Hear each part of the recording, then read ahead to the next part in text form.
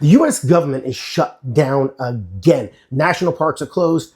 Federal employees are furloughed. Some of them are getting fired. And government contractors are definitely feeling the pain. But guess who's still getting paid?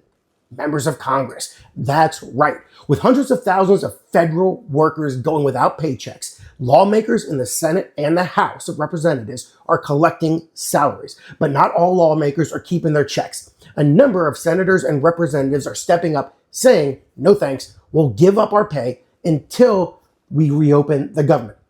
In this video, I'm going to break down which members of Congress are giving up their pay, why Congress still gets paid during a government shutdown, and what history teaches us about these political standoffs, all in under 4 minutes. Let's get into it. So why is Congress still getting paid? That's the most important question that everybody asks. And the real answer is this: because Congress planned ahead for themselves. The more in-depth answer is this: their paychecks come from a permanent appropriation. That's budget nerd speak for their money never shuts off. It's written into law, separate from the regular funding bills that keep everything else running. Then there's the Constitution, Article 1, Section 6, that says members must receive compensation. Add in the 27th Amendment, which bans midterm pay changes, and voila, their salaries are untouchable. Now, technically, they can't refuse their pay outright. That's right. They actually can't refuse their pay, but they can delay it or donate it to charity, which brings us to the good stuff. Who's giving up pay this time? As of this shutdown, which started October 1st, 2025, there is a list of lawmakers, semi-growing, which have publicly said no pay until the government reopens. And it's more than just publicly saying.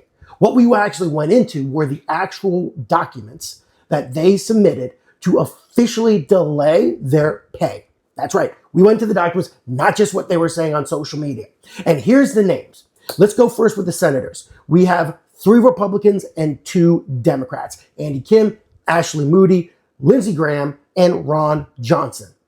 And in the House, there's a longer list. And if you want to be able to see it, I'll link it below so that you can actually see the full image itself. But there are 25 representatives, 16 Republicans, and 9 Democrats. Some are donating their salaries to local food banks or veteran charities. Others are having their chief administrative officer literally hold their paychecks in escrow until this political fight ends. And this leads us actually into our history lesson about what this actually comes down to. Because government shutdowns aren't new, but they're also not old. They're not part of our republic for the longest time until 1981. That's right. The modern version of a government shutdown dates back to 1981, when a lawyer named Benjamin Civiletti decided the Anti-Deficiency Act actually meant no money, no work. Since then, we've had more than a dozen shutdowns. Most lasted a few days, but the record holder, that was 2018 to 2019. 35 days of gridlock. That's right, 35 days of gridlock over what came up to be border wall funding. During that one, about 19% of Congress, roughly 20 senators and 82 House members, said that they'd give up or donate their pay. That's a pretty small fraction considering how many speeches were made about standing with federal workers and who's to blame for not passing a budget.